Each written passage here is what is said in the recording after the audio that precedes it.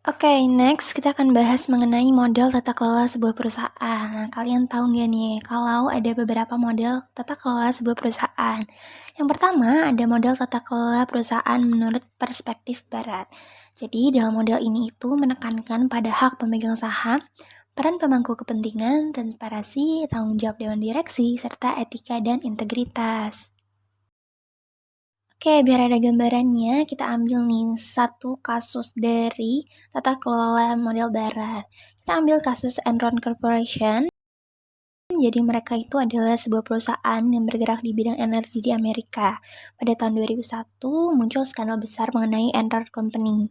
Masalah yang mereka alami pertama ialah terjadinya manipulasi keuangan, di mana Enron Corporation terlibat dalam manipulasi laporan keuangan dengan menyembunyikan utang perusahaan dan memperbesar pendapatan, sehingga laporan keuangan yang mereka berikan kepada pemegang saham dan pemangku kepentingan itu tidak akurat. Masalah kedua adalah adanya kegagalan dewan direksi untuk melakukan pengawasan. Tidak hanya itu, terungkap juga adanya kepentingan pribadi nih dari manajemen yang dimana CEO Jeffrey Skilling dan CEO Andrew Fastu melakukan penipuan dan insider trading. Oke, ternyata masalahnya tidak sampai situ aja. Jadi, adanya konflik kepentingan auditor di mana firma akuntansi Arthur Andersen ikut terseret dalam kasus ini dikarenakan mereka pernah memberikan layanan konsultasi kepada Enron Corporation. Akibat dari kasus tersebut menyebabkan Enron Corporation mengalami kebangkrutan dan menyebabkan kerugian yang sangat besar bagi pemegang saham, karyawan, dan pensiunan. Kasus ini juga menyebabkan hilangnya kepercayaan publik terhadap pasar keuangan dan praktik tata kelola perusahaan di Amerika Serikat. Oke, next kita bahas model tata kelola perusahaan menurut syariah.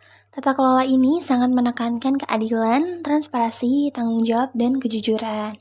Sini kita ambil contoh dari Bank Muamalat Indonesia yang dimana selama berdirinya perbankan tersebut mereka selalu menjalani prinsip-prinsip syariah dalam tata kelola perusahaannya.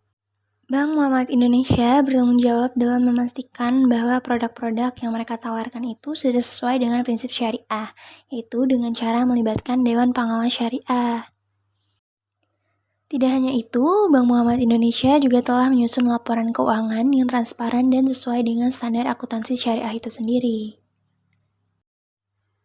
Bank Muamalat Indonesia juga aktif dalam program tanggung jawab sosial yang direalisasikan melalui CSR atau Corporate Social Responsibility yang ditunjukkan untuk meningkatkan kesejahteraan masyarakat. Di sisi lain, mereka juga telah merancang segala bentuk produk dan layanan yang ditawarkan sudah sepenuhnya terbebas dari praktik riba dan praktik larangan lainnya. Bank Muamalat Indonesia juga tidak memiliki keterlibatan bisnis dengan perusahaan yang mengandung unsur haram.